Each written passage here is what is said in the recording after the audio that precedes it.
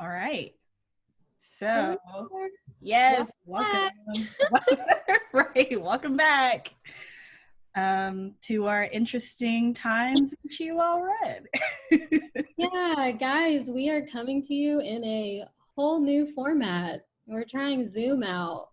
Yeah, hopefully this works. If it doesn't, we tried. TBC. Yeah, exactly. A for effort, right? Mhm. Right. Um, So, Tamara, do you want to well, introduce what we're yeah, doing? go ahead. So, obviously quarantine was difficult, but it got even more difficult when we all had to watch the traumatic video of George Floyd being kneed um, kneed on by a police officer. Of course, my cats choose now to start attacking each other. But that video was really sobering, and it definitely shed another light on police brutality in our country. Mhm. And basically, we didn't feel comfortable continuing our season. We did have more episodes for you, and we still do. They'll still be coming Yes. eventually, but we just kind of felt the need to take a step back and honestly to discuss how we're feeling and what's going on in our world right now. Right. So we wanted to do what we're calling this mini season of She Well Read, where we talk about those issues along with some experts that we know of in our community and just people we've connected with. So first up is Miss Lacey from Basic Shop. And Samara, you probably do a way better introduction than I would. So I'm going to let you go Well, for it. you did a great job. We love Lacey here. Lacey's actually my boss at Basic, which is on Morris Avenue in Birmingham, downtown. And the great thing about Basic is that they only source ethically and sustainably made clothing. So it's something very unique in this part of, it's Alabama, so it's not like we're extremely progressive around here. Don't say. Yeah, surprise. Surprise! Whoa. So Lacey brings something really refreshing to the South, in my opinion. Okay. And, also we think that her perspective is not only extremely educated, but also refreshing, just like her clothes. So check out Basic. Come see us. Yes, please do. I'll Mhm. greet you with a smile underneath the mask that I'll be wearing. Right, right. Got to stay safe. Right? 100%.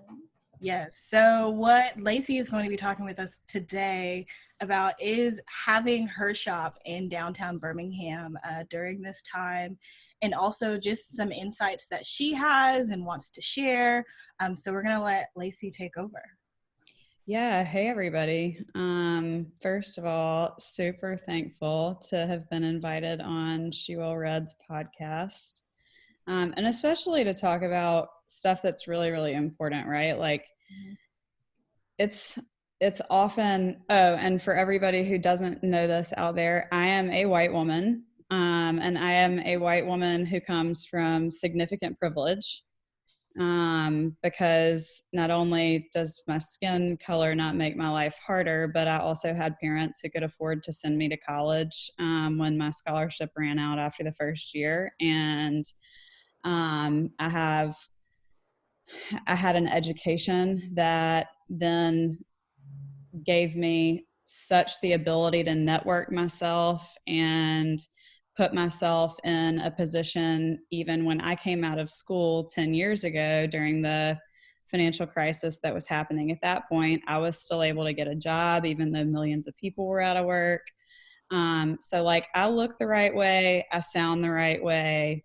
My resume reads the right way. And so for that reason, I think it's important for people like me to be able to have hard conversations about what's going on right now, not only as a business owner, but just as a human. Being a small business owner in the last like 5 months has been the weirdest thing that I could have ever Right. imagined. We were not expecting this. We were not expecting this, We even kind of. We had this whole, like, you know, beginning of the year basic kind of meeting at the shop where we were all energized about these different projects and stuff we were going to be pushing forward, and then all of a sudden, skirt. I got put on pause for a second. So like, where are we right now? I mean, like, it's a real thing, right? Everything that's been going on in the last 4, 5, 6 months. Also, it's a real thing what's been going on the last 400 to 500 years. But being a small business owner in the last 5 months has had a lot of different ups and downs. Like, not only have business owners had to lay off entire workforces, or some of them have been able to retain X number of employees and at least do this kind of business now. For me personally, it's been a really, really challenging time, but it's also been a time of incredible creativity.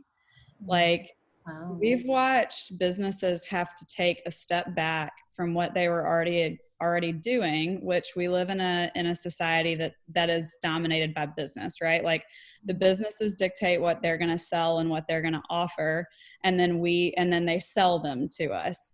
It's not necessarily as consumer driven as we would necessarily like to think from a psychological standpoint, I don't think. And so it's required businesses to have to take a step back and look at, like, where can we be more efficient, which generally means that they're more environmentally efficient, economically efficient. Where can we better serve our customers? If it's a restaurant who didn't have any sort of an online ordering option, maybe they added that and added curbside pickup. We were able to roll out our secondhand program a little bit faster to make it more financially accessible across the board. People have added give backs where we didn't have this, like, radical transparency before. Now there's been this light shined on business and how it operates and how we can change it to be both better for consumers and better for the world, and like more efficient for everyone. And quite frankly, I'm here for that part of it. It's something that is needed to happen for a really long time. For those of you that don't know me, which is probably a lot of the people listening, given that I'm a bit older than y'all, I was a financial advisor, right? I was a financial advisor all through my 20s. So when I talk about the privilege of my education having provided me a job when a lot of other people didn't, like, it was a good job. And I wasn't really qualified for it. But, you know, there again, I looked the part and I sounded the part. And I'm really smart. So it wasn't that once I got in there, I couldn't figure it out and all the rest of it. But I legitimately let myself be absorbed into a system just to be able to make money within it. And I sacrificed so much of my value system in doing so that watching accountability in business after having seen literally what is like the wild, wild west of the stock market, it is so refreshing to me to watch leadership coming from what we consider the quote unquote bottom, right? Like, it's the small businesses that are leading this push for accountability. For now, they're donating a portion of sales of this to this. Now we're going to do this more economically. Now we're going to add, and that's been driven from the bottom, and it's been driven from both small businesses and consumers, particularly over the last 4 or 5 months, because my generation, millennials, and y'all's generation we've had more time on our computers, more times on our phones. Like, we've been able to demand a lot more, and we're now seeing these larger companies have to kind of fall in line, and they're having to answer for things that they've done and things that they have not been accountable for. And quite frankly, I'm here for that too. Like, it is beyond past time for businesses who make the most money and are taxed the least for them to actually start being accountable for their footprint in some way. And like, I don't care if that is a give back to the world from a planet standpoint, from a people standpoint, or from, I don't even know, something else that benefits everybody. There just needs to be so much more of a corporate responsibility component of how our capitalism is allowed to operate. And so I have found that the last few months as a business owner, while super, super, super stressful, because I am responsible for one person's full-time income and 3 other people's supplementary income. It's scary, right? Like that thought that you get to the end of the month and you might not be able to pay the people that have helped you build your business and help you build your dream. But it's been worth the discomfort of worrying about the finances to have seen this radical shift in business in such a short amount of time. So from like the small business owner standpoint, it's been kind of cool. And I do what? That's a unique perspective, you know, because you could have easily said it's been hard. Like this year has been hard. You know, like we all know, I mean, at least we all know in this little group, Lacey's always coming in with a refreshing opinion. Like, yeah, I think that this year is a year of reckoning. And when you mention like things are being brought up from companies past and things like that, I'm seeing it happen to people this year, to companies, politicians, the lot, you know, everybody absolutely getting dug up. So I've said a couple of times that this will, if it's not branded this way, then we all missed a huge opportunity. But that 2020 is going to have been such a revolutionary year that we will be able to say hindsight is 2020. And whether or not we learn from that, who knows, right? Like by what's happened over the past few weeks, what's happened over the past few months, I feel like we're going to have learned from it. Like, I feel like we are finally coming out of the fog. And by we, I mean people that look like me, because people of color have always not been in the fog, because people of color have not had the privilege to be in the fog. But everybody is now being forced to confront the actual reality of how broken our system is. Mm-hmm. And this is not coming from a Democrat standpoint or a Republican standpoint, a conservative or a liberal. This is coming from the standpoint of our government was built for a country that is not the same. We have significantly greater population density, and technology makes the biggest difference in how you should be able to govern a country. Like the fact that we've had all this, I don't know if y'all saw that in Atlanta for the primaries yesterday, like there were all sorts of problems with these new voting booths and they couldn't work and they didn't have enough paper ballots for everybody. So it was like this, like there's no reason that in 2020, when we have the technology capability that we do, that kind of stuff should be happening. And also just our voting system is not built for 2020 anymore either. And it's been cool because having watched this shift in small business and big business, that tells a bigger story, right? It tells a systemic story of how much things need to change. Like if you were the business, like Patagonia has been such a trailblazer in terms of corporate responsibility and sustainability pretty much the entirety of their brand existence. And the autobiography of Yvon Chouinard, their owner, is phenomenal for anyone who ever wants to read it. Yeah, you'll like it. It's real good, Samra. But you know, like they were such a unique kind of outlier, and they became like the quote, you know, granola company or whatever, because they had this thought from the beginning that responsibility should be part of capitalism. And so while, again, I said it's not Democrat or Republican, it's that we just have this system that's been exposed for not really serving anyone. It's because everything is so inefficient. Like hate yields inefficiency, right? And our system is a system that, regardless of what anyone wants to trick themselves into believing, our system is a system built on hate.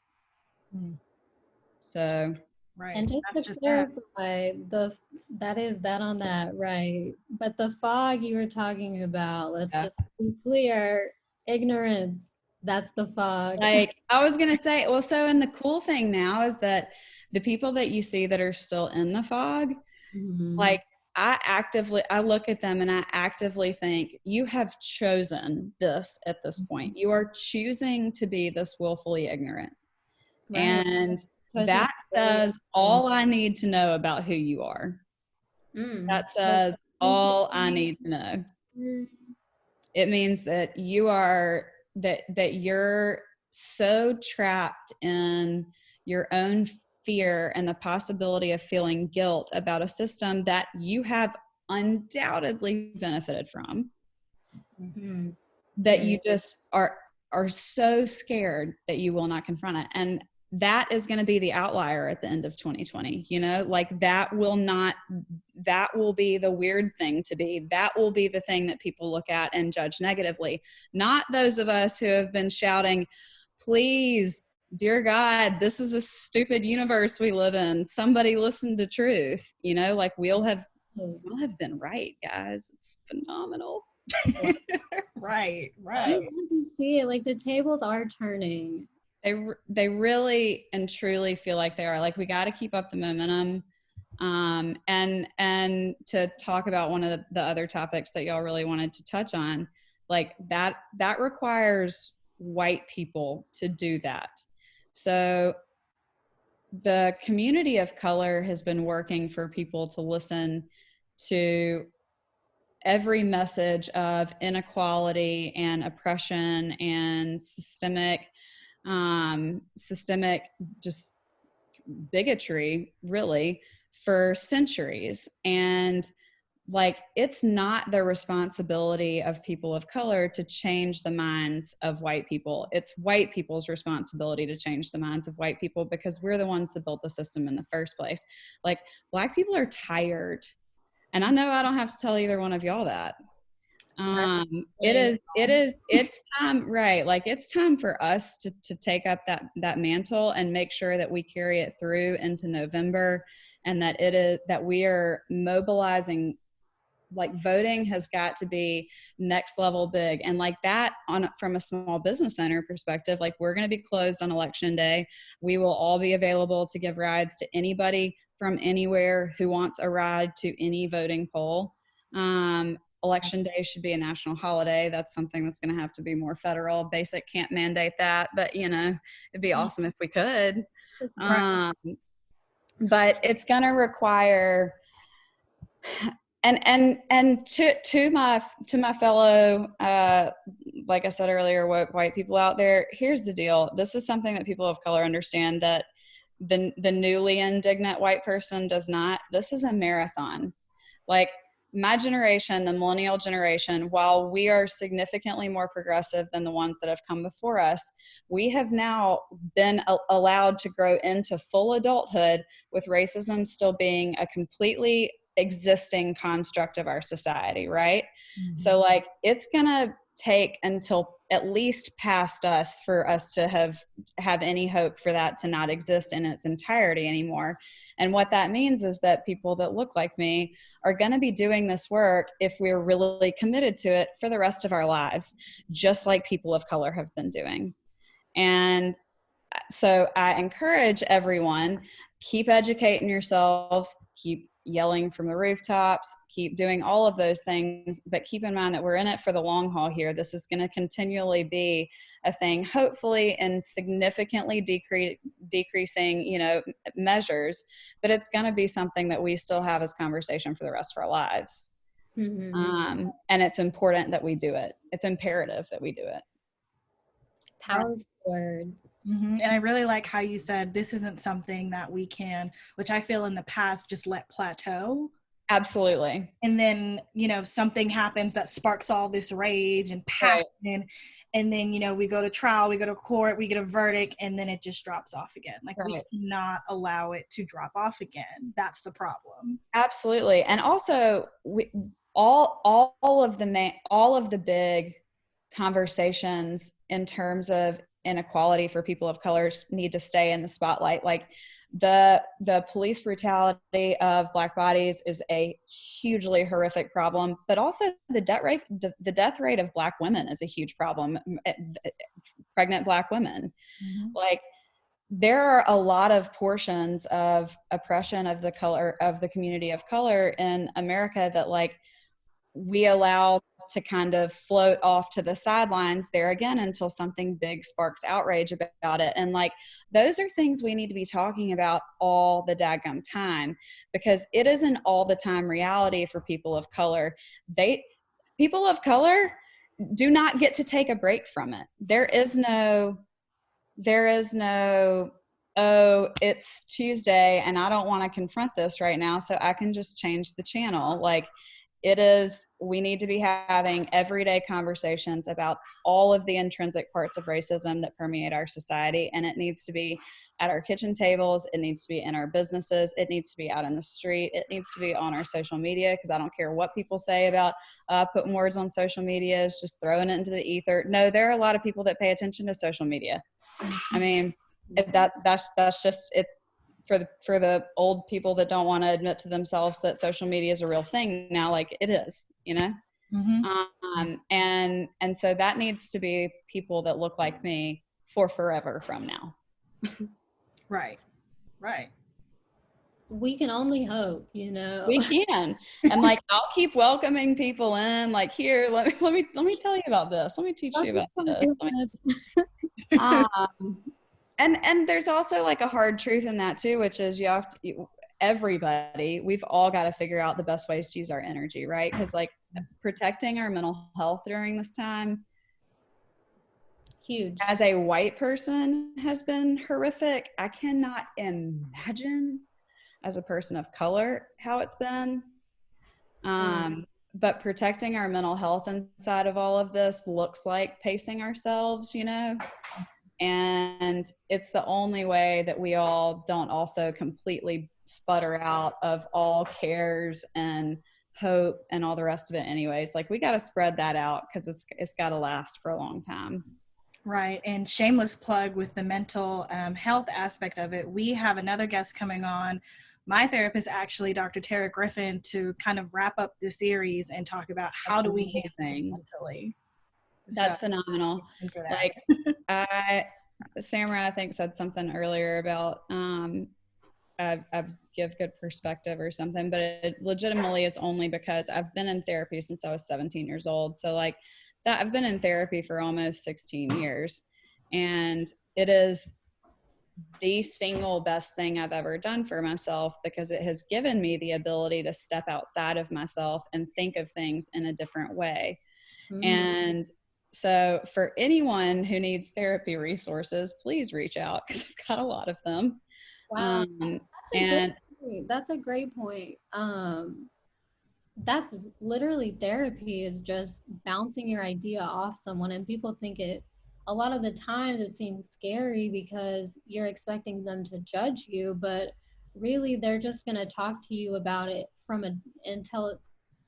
hearing it sometimes when someone else says it back to you, you immediately pick up on what's wrong with that, and how can I grow in the way I think.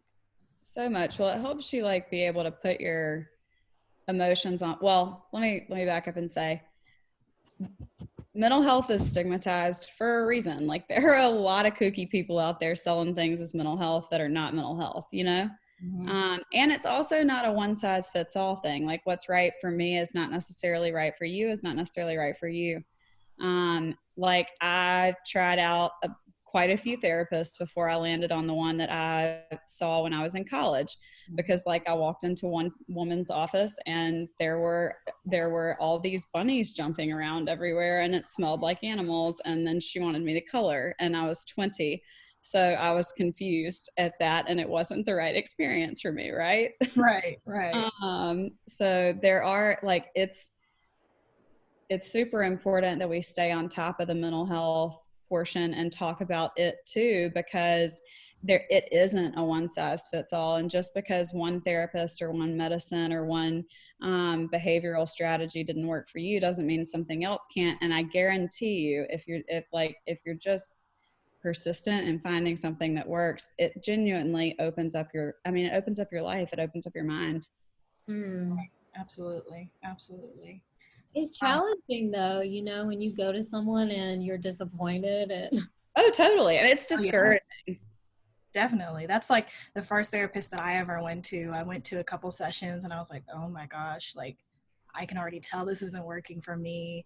I don't know how to get out of this situation. I don't want to start this hunt all over again. Like, Please, I'm just no. going to go back to talking to myself and calming my own self down and dealing with it. Even though I know that's the issue, like I need to talk to someone. Right. So it is very much, it's a challenge, it's a journey, but it's worth it at the end of the day.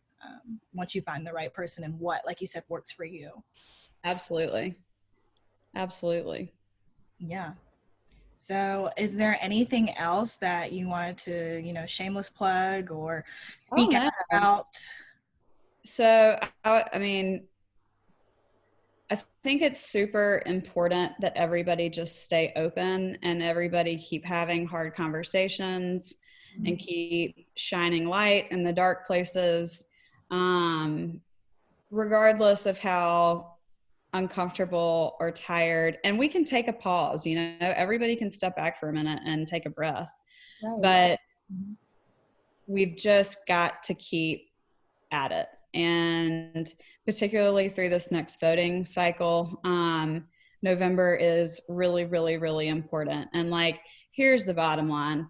Is my first choice an old white dude in the White House? Absolutely not.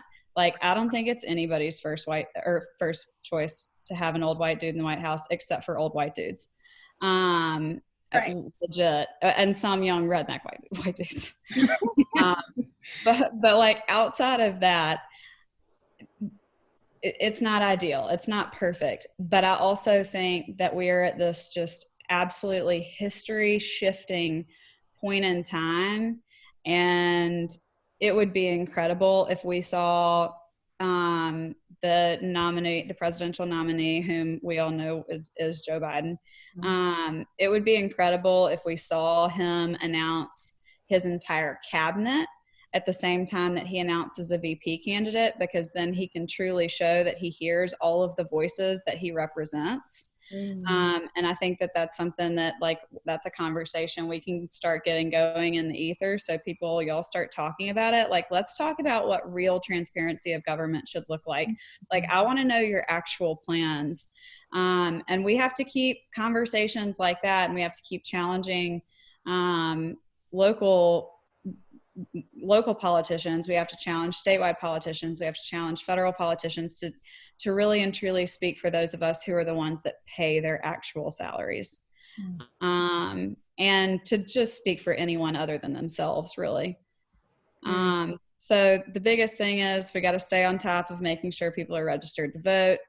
We got to have the hard talks. And one of the things that I probably don't talk enough inside of our business or outside of our business, and how this actually does play into both of these conversations, is that one of our greatest powers as a human being is not just our vote, but it's our purchasing power. It's how we spend our money. And we essentially cast a vote. There's a quote that says this, and I can't remember who said it, but somebody quote them, that every dollar that we spend is casting a vote for the type of world that we want to live in. And it's true. We have an option to support businesses that align with our value systems. We have an option to support businesses that are doing good in their communities. We have the options not to support businesses who refuse to be accountable for their actions and for their footprint. And that in and of itself, when you start taking money away from people, they'll listen. Oh yeah. So Ellen Smith is the one who said that. There we go. Thank you, Samra. But yes, that's why I stopped buying fast fashion this year, and it feels great because there was the cognitive dissonance when you believe something and you're not living that. You feel like icky, Gross. and It was yes, my entire career in my 20s. it's not a good feeling. It wasn't. It was no bueno. I wasn't into it at all. We're not here for that. So yeah, 100% voting, purchasing power. These are the ways that we as citizens can cast our vote. Absolutely. Right. Absolutely. Yeah. Thank you so much. Questions? I have a couple questions. Yeah. No, I'm open book. Okay, let's see. Well, you did cover how it is being a small business owner in Birmingham. I wanted to highlight how many small businesses are coming together to do something bright and happy during this time, like the Rotary Trail. They did like the flowers around that and all of the wall murals that are coming out. I'm actually super glad you asked that. Yeah, I think it's beautiful, and I think that Birmingham's so special. I'm sure all cities, do this type of thing, but I feel like it's a really community-driven type of agenda that Birmingham has. It is. So unique, and I love to see it, I tell people we're fortunate in where we're geographically located in our shop, right? Because we're like right downtown where all the hotels are. So we get a lot of transient, weekend visitors, people coming in for conferences at any of the health systems or any of the financial companies that are based out of Birmingham. And so we get exposure to a lot of people coming in from a lot of different places that walk in, and they are always quick to say, Birmingham's so different than I thought it was going to be. And it is. While we certainly live in an imperfect part of the world, Birmingham is called the Magic City for a reason. And it's because, and to me, what it looks like is that in times of trouble, in times of strife, Birmingham is so aware of her history that she often comes together to prevent repeating it. And it's absolutely intentional, I think. And that's the most beautiful part of it. That's the most magical part of it, is that it is a little bit more conscious because we know what our past is. And the city of Birmingham, people can say what they want about the rest of the state. The city of Birmingham is just like, there is so much life, there's so much talent, there's so much intelligence, there's so much art, there's so much community, there's so much good food, and just people from every background, from all parts of the world, because of the health systems and finance companies that we have. And like it is, she gets her Magic City name pretty well. It's well earned. And it hasn't been totally surprising to me to see this just kind of like quiet coalition of businesses starting to do these things to kind of like spark hope, so that we don't forget how magical our city is, and how it is a city that tries to learn from its mistakes, and that we can keep doing that. That this is not a hopeless time. This is a hopeful time. Right. So. Right. I love being in Birmingham. You're right. It's very different from anywhere else in Alabama. Absolutely. Thankful for it. Thankful for that. Yes. I had one other question, but feel free to answer this if you want or not. I wanted to kind of know what your opinion is about companies, whether in the fashion industry or just anywhere in general, that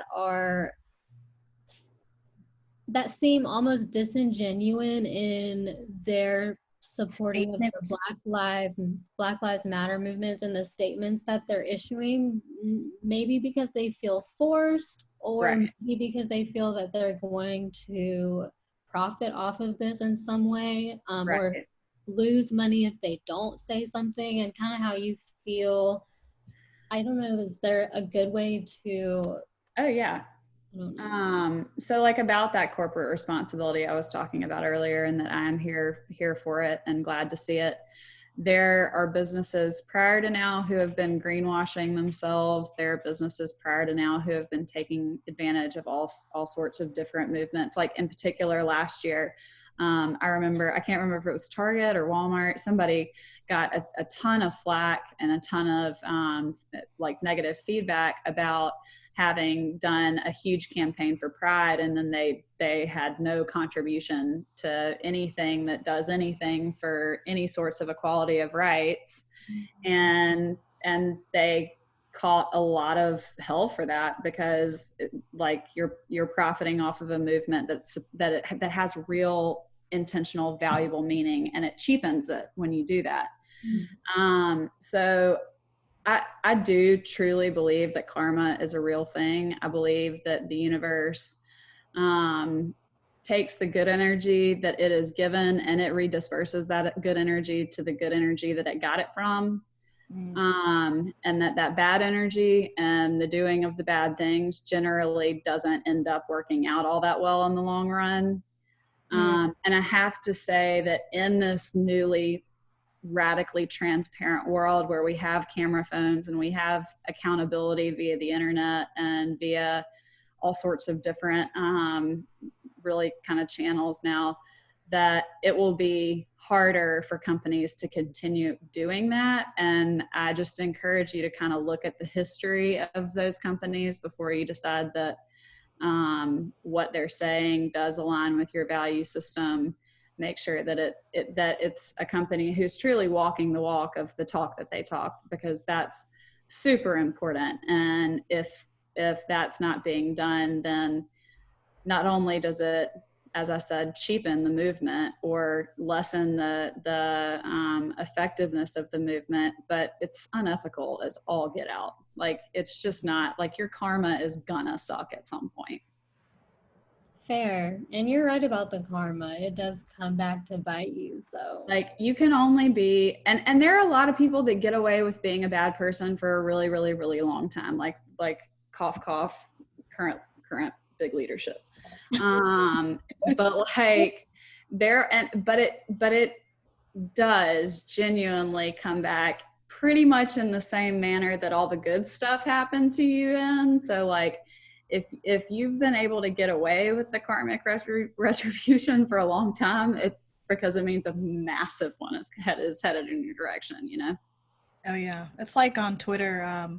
A lot of these people who are putting out these statements, and Twitter is so fast when they find things that, you know, they'll quote tweet whatever it was and be like, "Is this you?"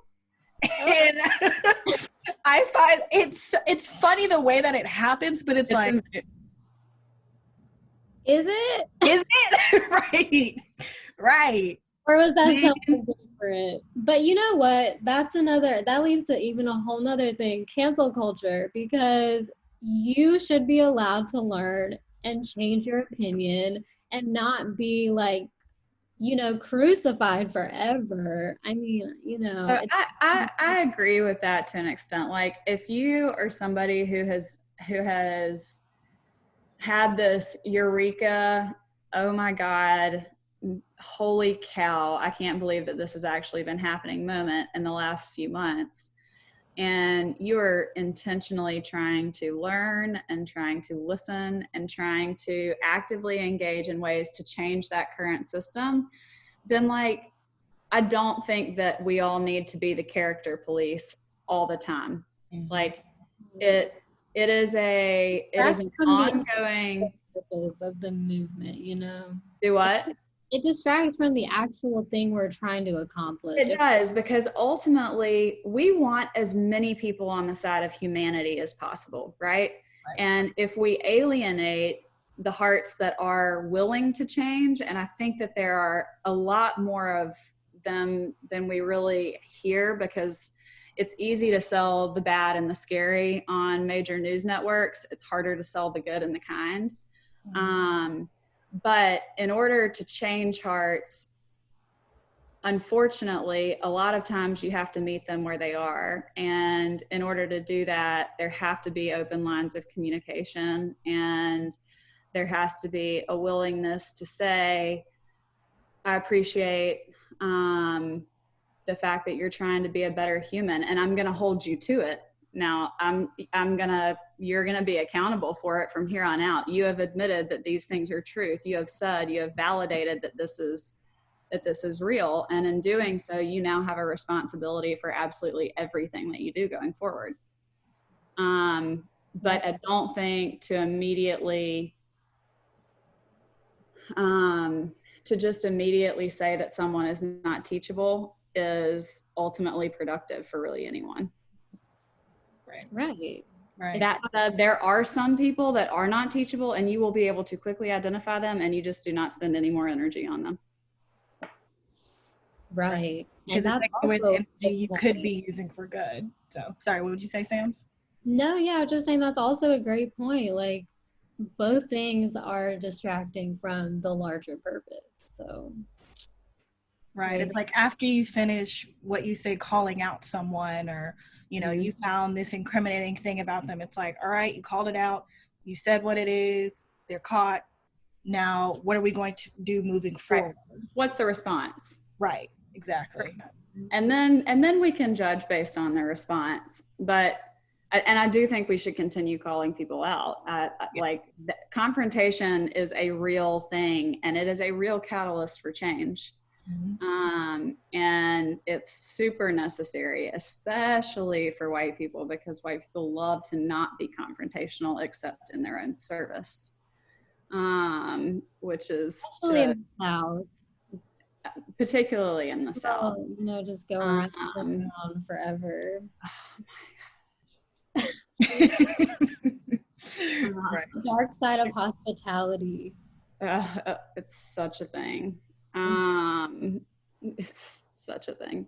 But we have to be able to teach the people that want to learn, because truly the best chance that we all have to get the better world that we want is to get as many people on board for it as we can. Right. So, yeah. Any other good questions, ladies? That was it for me.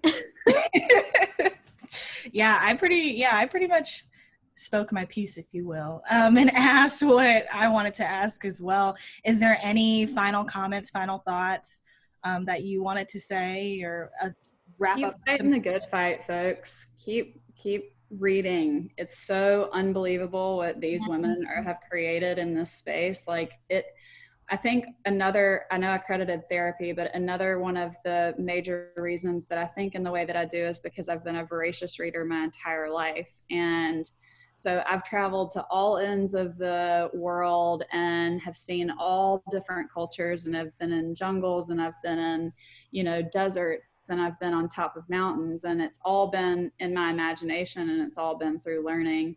And in doing that, I feel so enriched, and reading just has the ability to truly transform the world. Education has the ability to transform the world. And so I encourage everyone to keep educating themselves, keep learning, keep listening, keep reading. And if you are not registered to vote, you can do so on our website. We've got a little announcement bar up at the top, and you can just click right on there and get registered, and DM us if you need a ride on election day. Heard that. Period. And that's that on that. Well, thank you so much, Lacey, for taking the time out of your day to speak with us. And please, everyone, support Basic Shop downtown, Morris Avenue, correct? Yeah. Correct. Yep. Right by the Essential, which they make great pastries, guys. If you haven't had their croissants, they're real good. No, honestly, don't tell them, because it's already busy enough as it is. You're right. Then we won't be able to get ours on time. I love it. Save some for me. Right. Well, Yeah. I guess with that, we'll let you go. Thank you so much again. We love Absolutely. you. And to Love all of our you. listeners, thank you for listening in. Thank you for tuning in. We'll be back with more episodes. And as always, my favorite shameless plug, if you have any questions, any feedback, any comments, suggestions, email us at shewellreadqa@gmail.com, and we would love to hear from you. Nice. All right. Bye. Bye.